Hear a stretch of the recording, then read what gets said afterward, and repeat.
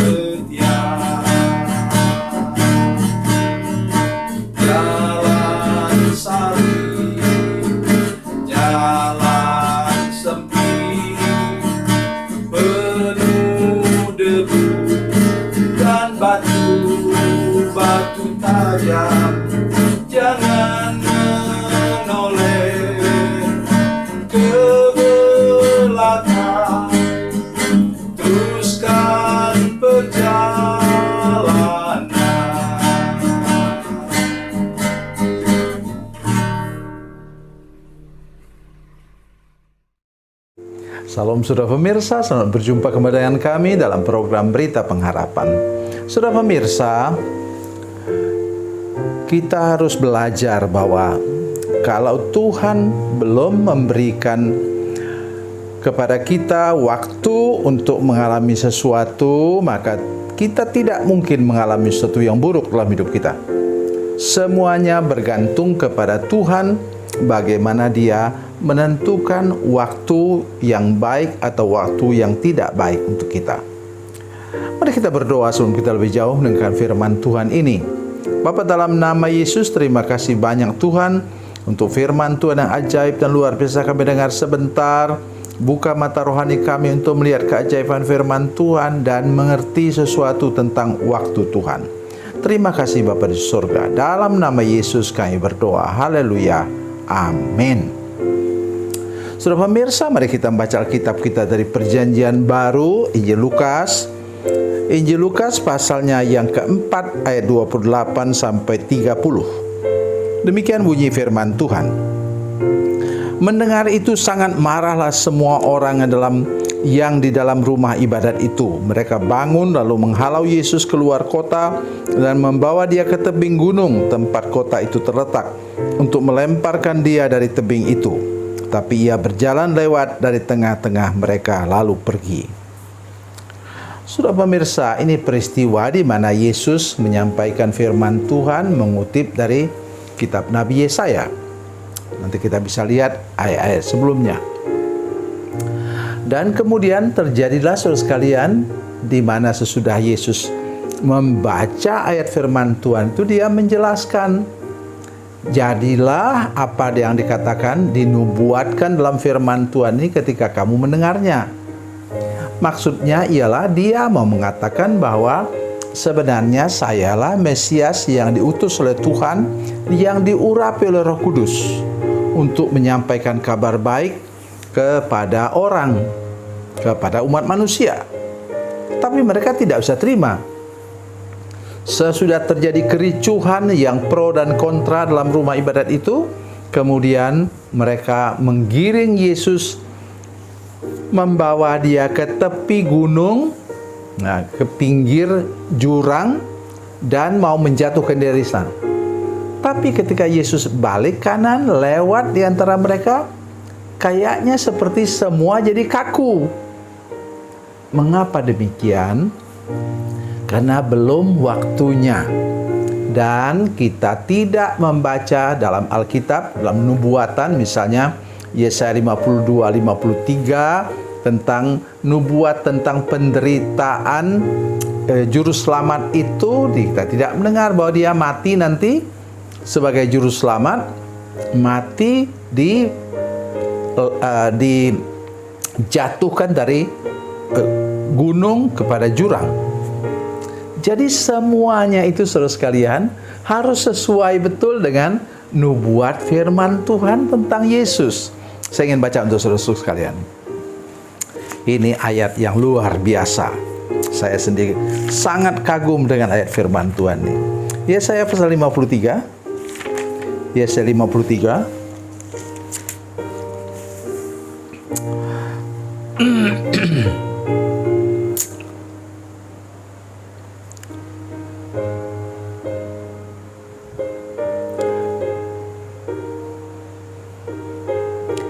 Yesaya 53 ayatnya yang ke-9. Saudara dengar baik-baik. Orang menempatkan kuburnya di antara orang-orang fasik, dan dalam matinya, dengar ini, dalam matinya ia ada di antara penjahat-penjahat. Saudara sekalian, saya ingin buka mata kita sedikit. Yesus waktu itu dihukum mati, kan? Ya kan? Dihukum mati, disalibkan. Ya, siapa yang nyuruh dia harus di tengah-tengah? Untuk mereka, Yesus narapidana untuk prajurit Romawi. Juga yang menyalibkan dia itu komandannya. Jadi bisa saja dia disalibkan di sebelah kiri. Kemudian baru penjahat itu di tengah dan kanan. Tetapi tidak ada kuasa manapun yang dapat mengubah nubuatan firman Tuhan yang luar biasa ini. Sekali lagi saya ingin baca untuk kita semua. Orang menempatkan kuburnya di antara orang-orang fasik, dan dalam matinya ia ada di antara penjahat-penjahat. Dan kita tahu memang dua orang itu penjahat. Tapi puji Tuhan bahwa satu orang kemudian bertobat di kayu salib itu dan dia diselamatkan oleh Tuhan. Artinya apa, saudara sekalian? Kalau saudara sudah mengikuti Tuhan dengan sungguh-sungguh, sudah bertobat, sudah lahir baru, dilepaskan dari kutuk, maka jalan hidup saudara itu sudah ditentukan oleh Tuhan. Ya, itu sebabnya kita harus rajin menyanyikan lagu tiap langkahku diatur oleh Tuhan. Tuhan yang mengatur langkah hidup kita, saudara sekalian. Jangan takut. Ada orang yang sampai tidak berani keluar rumah karena mendengar ada begal di mana gitu di luar negeri. Itu kita salah besar. Saya percaya benar bahwa orang percaya, orang yang mencari Tuhan sungguh-sungguh, itu langkah hidupnya sudah ditentukan oleh Tuhan. Tidak ada yang tidak ditentukan oleh Tuhan. Sudah tahu, Nabi Yesaya menubuatkan tentang Yesus itu berapa? 700 tahun sebelum Yesus lahir. Jadi sudah bisa bayangkan, nubuat yang begitu lama. Nabi Yesaya sudah menjadi tinggal tulang belulang, sudah meninggal. itu nubuatnya tidak bisa dibatalkan. Itu sebabnya mengapa firman Tuhan katakan langit dan bumi akan berlalu, atau bahasa yang lain menggunakan langit dan bumi akan lenyap, tetapi firman-Ku tetap untuk selama-lamanya. Pegang teguh firman Tuhan, pegang teguh janji Tuhan. Saudara tahu bahwa hidup saudara akan pasti aman sampai ke akhir perjalanan. Tuhan Yesus memberkati, Tuhan Yesus baik. Mari kita berdoa. Bapa, dalam nama Yesus, terima kasih banyak Tuhan untuk firman-Mu yang baru kami dengar. Kami berdoa supaya Tuhan menolong kami untuk berpegang teguh kepada janji-janji Tuhan. Dan kami percaya bahwa jalan hidup kami pasti aman, pasti sampai ke tujuan dengan selamat. Terima kasih Bapa di surga. Dalam nama Yesus kami berdoa. Haleluya. Amin.